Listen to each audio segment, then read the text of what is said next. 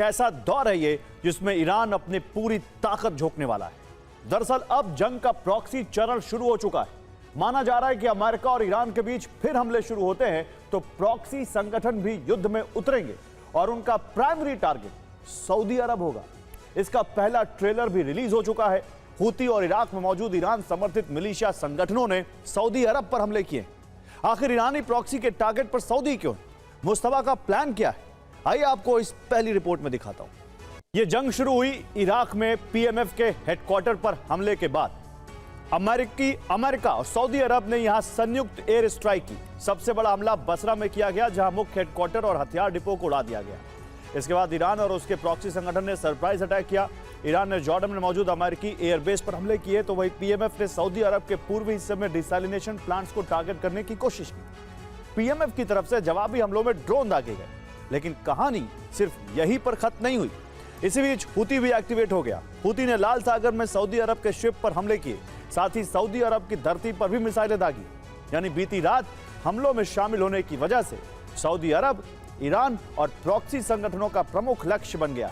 अगर स्ट्राइक फिर शुरू होती है तो सिर्फ एक नहीं बल्कि 3 तरफ से उस पर हमले होंगे। आईआरजीसी ने जॉर्डन पर बैलिस्टिक मिसाइलें दागी। ईरान का दावा है कि 5 बैलिस्टिक मिसाइल मुवफ्फक साल्ती एयरबेस से टकराई। हमलों में बेस पर जबरदस्त नुकसान पहुंचा है, जबकि सेंटकॉम का दावा है कि सभी मिसाइलों को रोक लिया गया। ईरानी हमलों को 100% विफल कर दिया गया। दुनिया का सबसे बड़ा तेल उत्पादन क्षेत्र है। सऊदी के कुल तेल उत्पादन का 35 से 50% यहां से आता है। इसके अलावा हूती के निशाने पर खुरैस ऑयल फील्ड भी है। इसकी प्रतिदिन तेल उत्पादन क्षमता 1.5 लाख बैरल है। हूती के टारगेट पर अब कैक प्रोसेसिंग कॉम्प्लेक्स है। यह तेल को स्थिर करने वाला सऊदी का सबसे बड़ा प्लांट है। यहाँ गैस और पानी को अलग किया जाता है ताकि उसे रिफाइनरियों तक भेजा जा सके। ऑयल फील्ड के अलावा हूती ने बंदरगाहों पर भी हमले की धमकी दी है। उसके टारगेट पर फारस की खाड़ी से सटा रास तानुरा बंदरगाह, यह हॉर्मुज से तेल सप्लाई के लिए बेहद अहम है। यहां से सऊदी अरब एशिया में तेल सप्लाई करता है। हूती की लिस्ट में यानबू बंदरगाह भी शामिल है। यह बंदरगाह लाल सागर में मौजूद है।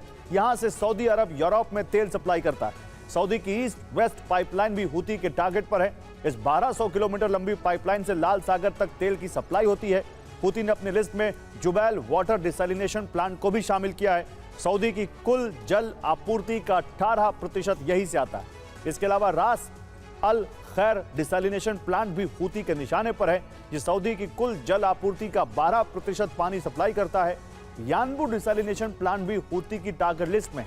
इस प्लांट से सऊदी की कुल मीठे पानी की जरूरत की 10% आपूर्ति होती। दरअसल ट्रंप ईरान के खिलाफ यूरोपीय देशों का गठबंधन बनाना चाहते थे, जो असफल रहा। अब वो ईरान के विरुद्ध अरब देशों का गठबंधन बना रहे हैं। इसमें इजराइल शामिल हो चुका है। सऊदी अरब भी हमले कर रहा है। कई रिपोर्ट्स इशारा करती हैं कि यूएई भी चुपके से ईरानी तटीय क्षेत्रों पर हमले कर चुका है।